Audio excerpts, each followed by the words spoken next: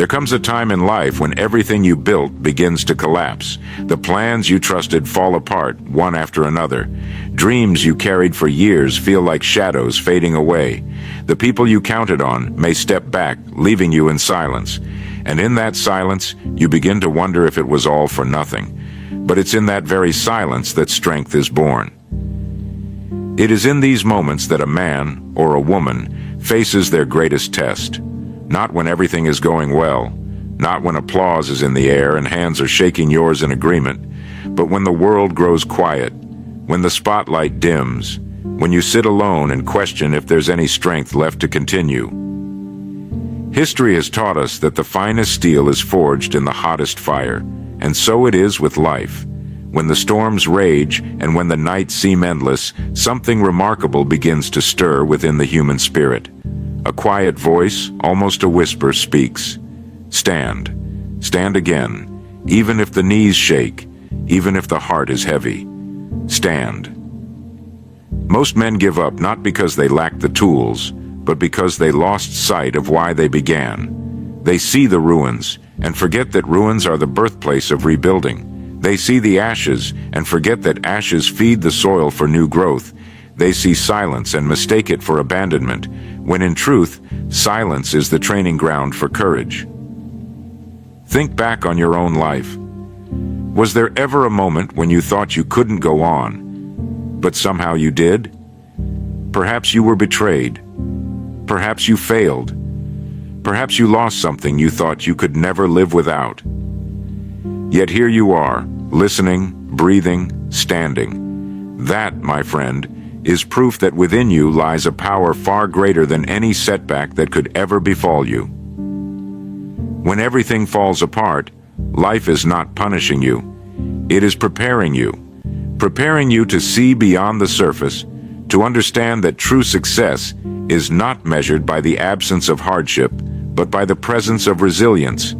True greatness is not in avoiding the storm, but in walking through it with unshaken resolve.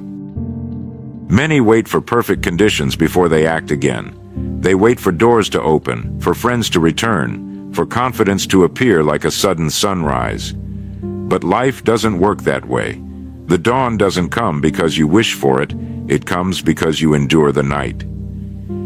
This very moment, where everything feels like it's crumbling, is not the end of your story. It is the turning point. The chapter where the hero discovers his courage, the chapter where the woman finds her voice, the chapter where the broken spirit learns that being broken was the first step toward being unbreakable. Do not run from this silence. Do not curse the collapse. Lean into it. Listen to it.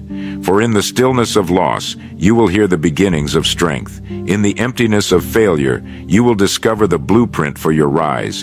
And when you rise, and you will rise stronger, clearer, and more determined than you ever were before. When life begins to fall apart, the first instinct of most people is to run, to escape, to hide, or to bury themselves beneath the rubble, hoping the storm will pass on its own. Yet no man or woman has ever risen to greatness by hiding from hardship.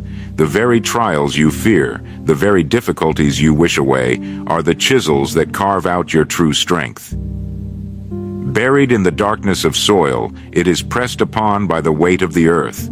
It feels the cold, it feels the damp, and if it could think as we do, perhaps it would believe it had been buried as punishment.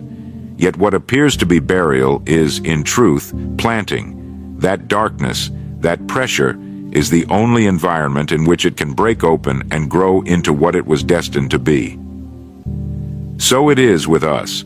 The collapse of our plans, the betrayals, the setbacks, and the silence, they are not our burial, they are our planting. But only those with the courage to remain in the soil, to endure the pressing weight, will ever break through to see the sunlight again. Every man and woman who has accomplished something meaningful has faced moments when everything seemed lost. The great explorers who sailed across oceans had nights when storms nearly swallowed them whole. The thinkers and inventors who gave us progress had days when they sat in rooms filled with failure and rejection. And yet, they pressed forward. They endured the dark night, believing there was something worth waiting for beyond the horizon. The difference between those who rise and those who wither lies in how they see the collapse. The weak man sees the rubble and declares, "This is the end." The strong man sees the rubble and whispers, "Here begins my rebuilding." One gives up, the other gets up. And that choice, though simple, makes all the difference. No storm lasts forever. No winter holds the world in its grip without eventually yielding to spring. And no collapse is so complete that a determined soul cannot rise again. The walls of your life may have crumbled, but the foundation, your courage, your spirit, your will, remains. Upon that foundation, you can build again, brick by brick, stronger than before. Rebuilding is not easy. It requires patience when your heart longs for quick results. It requires faith when evidence of success is nowhere to be seen. It requires effort when your body feels too weary to take another step.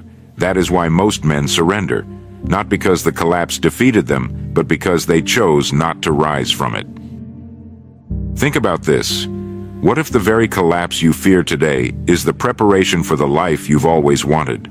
What if the silence you hear is not emptiness, but space being cleared for something greater?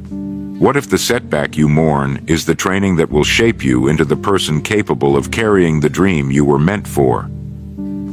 It is only in moments of loss that you discover what truly matters. When the noise of the world dies down, when the applause is gone, when the support vanishes, you are left with one companion, yourself. And it is in facing yourself, in the quiet mirror of adversity, that you find out whether you are fragile or unbreakable. So do not despise this season of collapse. Do not curse the silence. Do not mistake your planting for your burial. For out of this darkness, if you endure, will rise a strength that no easy victory could ever give you. Rising through the rubble. When a building collapses, the first reaction of most who pass by is sorrow, lament for what once stood tall. But the wise architect does not look at the ruins with despair. He kneels, studies the foundation, and begins to imagine what greater structure might be built in its place. You must learn to look at your own life in the same way. The ruins you see today are not the end. They are the clearing ground for what comes next. Yes, there has been loss. Yes, there has been pain. But look closely. The ground is still yours. The foundation is still firm, and your spirit still breathes. That is enough to begin again. What most fail to understand is that adversity is not an intruder in life. It is a companion. It visits every home, it knocks at every door. The question is not whether hardship will come, but whether you will open the door as a victim or as a student. Victims cry, "Why me?" Students ask, "What is this here to teach me?" One grows bitter, the other grows better. In every collapse, there is a lesson hidden among the dust. Sometimes it is patience, sometimes it is courage, sometimes it is clarity about who belongs in your life and who does not. Sometimes it is the revelation that you have been chasing what is temporary when what you truly long for is eternal. You must begin to treat your hardships as a kind of school, not the kind that awards diplomas or medals, but the kind that forges character, the kind that strips away what is unnecessary so that only what is essential remains. Greatness has never been born out of ease. It is born in the furnace of trial. Think of the oak tree. If the wind never blew against it, its roots would never dig deep. It would grow tall but fragile, doomed to topple at the first true storm. But because the winds press against it year after year, the tree digs deeper, becoming unshakable. So too must you allow the winds of adversity to strengthen your roots rather than weaken your resolve. There will be voices that tell you to quit. Some of those voices may even come from within. They will whisper, "This is too hard. You cannot go on. Others have it easier. Why must it always be you?" And if you listen, if you surrender, then you will live in the ruins, forever walking among the shadows of what might have been. But if you choose instead to rise, to look at the rubble and declare that it shall not be your grave but your foundation, you will begin a journey few have the courage to take. A journey where pain becomes a teacher, silence becomes a sanctuary, and failure becomes the first stone of a new beginning. Every moment you endure the weight of adversity, you are being shaped. You may not see it, you may not feel it, but like the sculptor chiseling away at stone, life is chiseling away at you. Each blow removes what does not belong, until at last, the figure within, the strong, unshakable version of yourself, emerges. So rise through the rubble, walk into the dust with your head held high, for the ruins before you are not the end of your story, but the opening lines of a greater chapter yet to be written. The discipline of endurance. Endurance, how simple the word sounds, and yet how difficult it is to practice. To endure is to stand firm when the winds howl, when the nights stretch long, and when the heart pleads for relief. It is to rise each morning and face the same battle again, even when yesterday left you weary and bruised. Endurance is not glamorous. It does not earn applause, but it is the golden thread that runs through the fabric of every great life. Men and women often imagine that success is built on brilliance, talent, or luck, and while these things may play their part, they are never enough on their own. The great difference between those who remain standing and those who collapse is endurance. The willingness to take one more step even when the body screams to stop. The decision to keep walking in the dark, trusting that dawn will eventually appear. History remembers the victors, but seldom does it record the endless nights of persistence that preceded their triumphs. The writer who produced a book that changed the world endured countless pages of rejection before a publisher gave him a chance. The scientist who unlocked secrets of the universe endured years of ridicule before discovery proved him right. The leader who inspired nations endured exile, prison, and failure before his voice shook the earth. Endurance is the bridge between collapse and victory. Endurance is costly. It demands sacrifice. It demands that you do not give in to the comfort of quitting. It demands that you silence the voice that says, "This is enough. I cannot bear more," because the truth is, you can bear more, much more than you believe. The human spirit is far stronger than the human mind dares to admit. How do we endure? Not by staring endlessly at the mountain ahead, but by focusing on the step at our feet. One step, then another, then another. No man climbs to the peak in a single leap. He places one foot, then the other, refusing to turn back no matter how steep the trail. So it is with you. Do not measure your progress by how far you still have to go. Measure it by the fact that you have not stopped. Endurance also requires perspective. A runner will collapse if he believes the race has no finish line, but if he knows there is an end, he draws strength from the vision of the goal. So too must you hold before your eyes the certainty that this season of trial will not last forever. Remind yourself that winter always yields to spring, that night always gives way to dawn. Keep your eyes fixed on that promise, and you will find the strength to endure the present struggle. Each moment of endurance is building something within you that cannot be built any other way.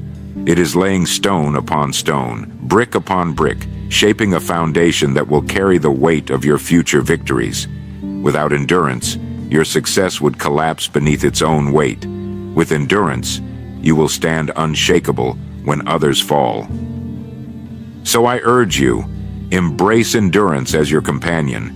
Do not despise the long nights or the weary days, for each one endured is a victory in itself, and when at last the storm passes, you will find yourself not only surviving, but stronger, deeper, and more resilient than you ever thought possible. Finding purpose in the pain. Pain, though dreaded, has always been one of life's greatest teachers. Strip away the illusions, and pain remains as the force that refines, clarifies, and awakens. It is through pain that men discover what truly matters. And it is through pain that we find purpose powerful enough to carry us through any storm. We must learn to see pain not as the enemy, but as the sculptor. For just as a rough block of marble is struck again and again before a figure emerges, so too must we be struck by life until the figure of our true character appears. Every blow hurts, every strike feels unfair, but the sculptor is not destroying the marble, he is revealing what was always hidden within. The great mistake many make is to waste their pain. They sit in bitterness, asking, "Why me? Why now?" And in their resentment, they learn nothing. Yet those who rise above, those who look pain in the eye and ask, "What is this here to teach me?" those are the ones who discover purpose. Purpose gives meaning to suffering. Without it, pain feels unbearable, like endless night with no hint of dawn. But when you find a reason, when you discover that your pain can shape you into a wiser, braver, stronger person, you begin to carry it differently. It is no longer a chain around your neck, but a weight that builds your strength. Consider those who endured trials far greater than our own. Many of them chose to turn their pain into a gift for others. The man who suffered loss used his experience to comfort the grieving. The woman who failed 1,000 times used her lessons to guide others toward success. Their pain was not wasted. It was transformed into light. And you must believe that your pain, too, can serve a purpose beyond your present understanding. Perhaps it is preparing you for a task that demands uncommon strength. Perhaps it is shaping your compassion so that one day you may lift others from the very pit you once knew. Or perhaps it is simply forging a resilience in you that will stand as a silent example to those who watch your life. Whatever the reason, pain is never meaningless unless you allow it to be. Refuse to waste it. Refuse to let it harden you into bitterness. Instead, let it soften you into wisdom, into patience, into purpose. The world does not admire those who never fell, who never bled, who never knew loss. It admires those who fell and rose again, who bled and yet healed, who lost much and yet continued to give. These are the ones who inspire, not by perfection, but by perseverance. So, when life presses you with pain, do not ask for it to be taken away too soon. Ask instead for the strength to endure it, and for the wisdom to see its purpose. For in the end, you will find that the very thing you wished to escape was the thing that prepared you for the life you are meant to live. The unbreakable spirit. There is a point in every struggle where the battle is no longer about circumstances, but about the spirit within. You may lose wealth, you may lose friends, you may lose the comfort of certainty, but if your spirit remains unbroken, you have lost nothing permanent, for the spirit is the wellspring from which all else flows. An unbreakable spirit does not mean a life without tears. It does not mean you will never stumble, never doubt, never feel fear. It means that no matter how heavy the blow, no matter how deep the wound, you refuse to surrender your will to rise. You may bend, but you will not break. You may pause, but you will not quit. Greatness is not the absence of weakness, but the mastery of it. The strongest oak still sways in the storm, yet it does not snap. The greatest men and women were not made of iron, but of flesh and blood, just like you. They wept, they struggled, they despaired, but they continued. That continuation, that refusal to quit, is what carved their names into the story of history. Every morning you rise again after defeat. Every night you go to sleep having endured another day. You prove to yourself that your spirit is stronger than the forces that sought to break it. That is victory, not the kind sung in headlines or praised in crowds, but the quiet, eternal victory of knowing you cannot be destroyed by circumstance. The unbreakable spirit is not born in times of ease. It is born in collapse, in the nights when you cry out and no answer comes, in the days when you carry burdens that feel far too heavy. It is born when you walk through the valley and discover that you can keep walking, even when the end is nowhere in sight. Your greatest possession is not your wealth, your status, or even your dreams. It is your spirit. For when the storms take everything else, the spirit remains, and from it all things can be rebuilt. Guard it. Feed it with faith, with courage, with determination. Do not allow bitterness to poison it or fear to chain it. Speak to it as you would a dear friend. Remind it of its strength. Encourage it when it falters, and never abandon it when the world grows cold. For the world is watching, not the crowds, not the strangers, but those near you, those silent souls who take courage from your example. When they see you rise through collapse, when they witness your unbreakable spirit, they are emboldened to find their own. In this way, your endurance becomes a gift not only to yourself, but to all who cross your path. So stand, even when standing feels impossible. Speak, even when your voice trembles. Walk, even when your steps falter. For each act of persistence declares to the world and to yourself that you are unbreakable. And when the day comes, as it surely will, when you look back upon this season of collapse, you will see not the ruins, but the rebirth, not the silence, but the strength, not the loss, but the lessons. And you will know beyond doubt that nothing in this world, not failure, not betrayal, not hardship, can overcome the spirit that refuses to break. And so, when life falls apart, when the silence grows heavy, and the ruins lie all around you, remember this: you are not finished. You are not defeated. What looks like an ending is often the beginning of something greater. Strength is not built in comfort, but in collapse. Courage is not born in ease, but in adversity. And the measure of a man, the measure of a woman, is not how high they climbed when the skies were clear, but how steadfastly they rose when the storms swept everything away. Do not let the rubble define you. Let it remind you that you still have breath, you still have will, you still have a spirit that cannot be broken. Rise once more, stand once more, begin once more. For in the end, it is not the fall that defines you, it is the rising.